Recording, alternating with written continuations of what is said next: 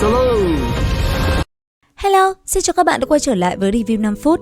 Ở cuối tập trước, sau khi phát hiện ra Lý Huệ bị bắt nạt, Lý Bảo Bình đã lập tức bật mốt trị đại, dẫn hắn đi tìm đám nhóc kia để đòi lại công đạo. Thánh nhân có dạy, quân tử động khẩu không động thủ.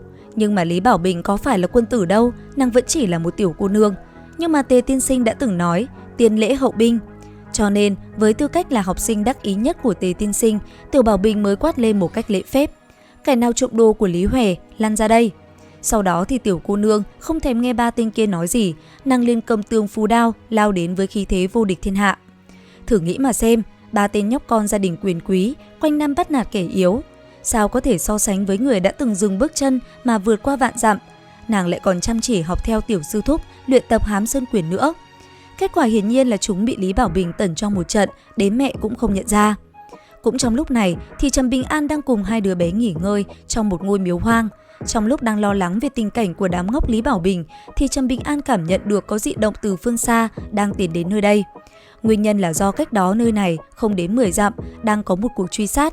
Đó là một đám người dẫn đầu bởi một nam tử bưu hãn, râu ria xồm xoàm, chỉ cần nhìn mặt là có thể nghĩ ngay đến hai từ thổ phỉ.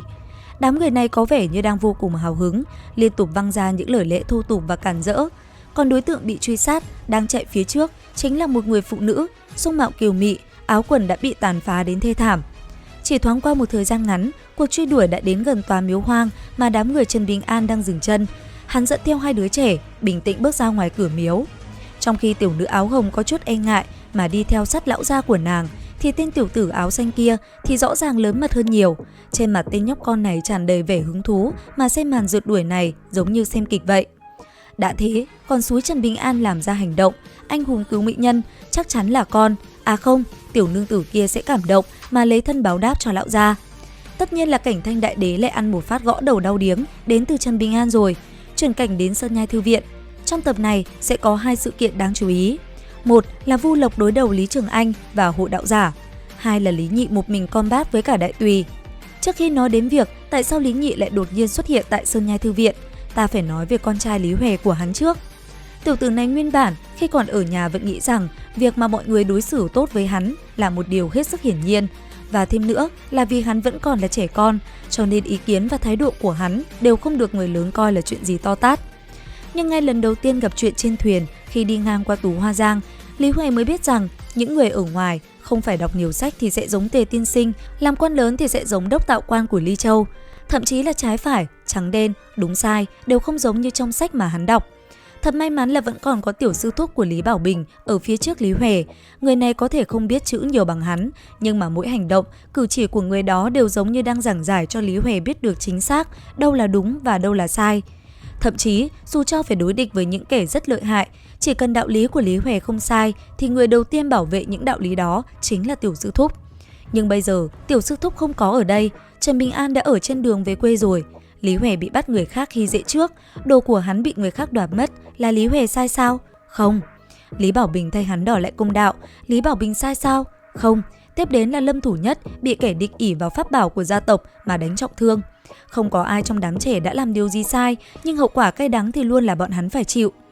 Lý Huệ dẫu cho cảm thấy muôn vàn không cam tâm, nhưng ở trước mặt tiểu tử này bây giờ là các đồng bạn thân thiết nhất của hắn, đang vì sự không cẩn thận của hắn mà chịu thiệt thòi. Vì vậy, Lý Huệ vô cùng ủy khuất mà đề nghị với Lý Bảo Bình rằng hắn sẽ nhận sai, sẽ xin lỗi đối phương. Trong Kiếm Lai có một khái niệm mà mình đã giới thiệu đến các bạn từ rất sớm.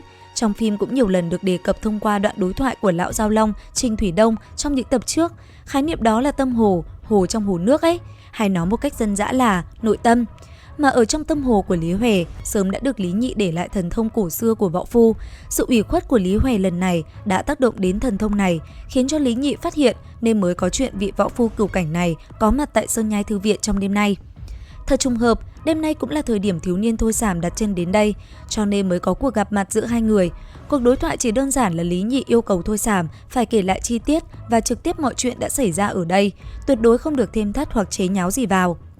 Lý Nhị tự có cách phân biệt thật giả, Thôi Sảm có nói đúng hay sai, nói thật hay nói dối thì Lý Nhị đều không chắc chắn, mình sẽ không đấm nát Thôi Sảm trong đêm nay. Giờ thì chỉ có hô tên của Trần Bình An ra mới vớt được cái mạng cho hắn dưới quyền của Lý Nhị. Đó chính là mở đầu cho sự kiện đặc sắc nhất tập này, phá cửu cảnh, nhất phu địch quốc. Lý Nhị sẽ lo phần khó nhất. Nhưng chuyến đi của Thôi Sàm đến Đại Tùy lần này mục đích chính là để chuẩn bị cho kế hoạch xuôi nam của Đại Ly Thiết Kỵ. Vì thế mà một tu sĩ nguyên anh cảnh của Đại Tùy tên là Thái Kinh Thần làm sao có thể thoát khỏi tầm ngắm của hắn chứ? Nhưng vấn đề ở đây là hiện tại thiếu niên Thôi Sàm mới có tu vi là ngũ cảnh, đối phương là một lão quái nguyên anh, khoảng cách là 4 đại cảnh giới, kèo này khó quá, phải làm sao đây? Thế là tối nay thiếu niên này mới mang hương đi khấn, một tay cầm hương, tay kia vê nhẹ đầu nhang, trong nháy mắt đầu nhang đã được thắp sáng. Thôi Sàm không nhìn về phía Chí Thánh Tiên Sư, cũng chẳng nhìn vào bức chân dung của Tế Tịnh Xuân. Cuối cùng, hắn rời tầm mắt, nhìn chăm chăm vào hình vẽ lão tú tài kia. Hắn nâng hương ngang trán, nhắm mắt mặc niệm trong lòng. Sau đó mở mắt ra, Thôi Sàm chẳng hề có chút vẻ thành kính nghiêm túc nào của người thắp hương. Hắn cắm phập nén hương vào lư hương trên thần đàn, ngửa đầu nhìn bức họa, cười đùa tí tưởng nói: "Lão đầu tử, mượn ngài một chút thôi mà, đừng có keo kiệt thế chứ. Không nhiều chút nào, chỉ 3 cảnh giới mà thôi, đúng 3 cảnh giới mà thôi. Hơn nữa, chỉ có tác dụng ở ngọn núi Đông Hoa này, thế là được rồi chứ gì. Ta hôm nay đã là tu vi ngũ cảnh, qua đó có thể thấy, đi theo vị tiên sinh mà ngài an bài cho ta, Thôi Sàm ta quả thực học được không ít, đúng không? Hôm nay đệ tử đắc ý nhất của đệ tử đắc ý nhất của ngài gặp rắc rối, ta lại được chính tiên sinh nhà mình phó thác trọng trách. Ngài mà không có chút biểu hiện gì thì thật là khó mà nói đúng không?" Lời vừa dứt, khấn vái xong, Thôi Sàm kiên nhẫn chờ đợi, nhưng chẳng có động tĩnh gì, nén hương trong lư có vẻ như không cháy thêm được chút nào. Thế vậy, Thôi Sàm lập tức nhảy dựng lên mắng: "Lão đầu tử, ngài thật sự định mặc kệ đấy à? Đến cả cái tên Tề Tịnh Xuân mà cũng không dùng được sao? Ngài làm tiên sinh kiểu gì thế hả? Lão Vương bát đản, uy, nghe thấy gì không? Ta đang chửi ngài đấy, đại gia ngài thật là vô tình vô nghĩa mà." Nói xong, cảm giác vẫn không có tác dụng, Thôi Sàm liền đi vòng quanh suy nghĩ. Cuối cùng lại nhắm mắt lại lần nữa, thử lặp lại yêu cầu của mình, vừa khấn thêm một lần, nhưng lần này hắn thêm vào 2 cái tên Trần Bình An và Lý Bảo Bình. Chỉ một lát sau, nén hương trong lư lập tức cháy rụi với tốc độ cực nhanh. Nhìn nó, Thôi Sàm chợt im lặng, hắn trầm mặc, quay người rời bước. Ngay khoảnh khắc Thôi Sàm bước chân qua cánh cửa, tu vi của hắn đã vọt lên đệ cửu cảnh. Không phải là tăng thêm 3 cảnh như hắn đòi hỏi, cũng không phải là đệ bát cảnh Long Môn cảnh, mà là Kim Đan cảnh, cao hơn mức hắn cầu xin hàm một cảnh giới. Tiếp theo, Thôi Sàm dừng bước bên ngoài cánh cửa, ngửa đầu nhìn bầu trời, thần sắc xuất thần. Rất nhanh sau đó, hắn lại khôi phục vẻ mặt bất cần đời vốn có, làm một động tác như tự đâm vào hai mắt mình, tiếp tục đi về phía trước lẩm bẩm: "Lúc trước nhận ngài làm tiên sinh, đúng là Thôi Sàm ta mắt mù rồi. Kể từ hôm nay, lão tử tên là Thôi Đông Sơn, chỉ là đệ tử của Trần Bình An mà thôi.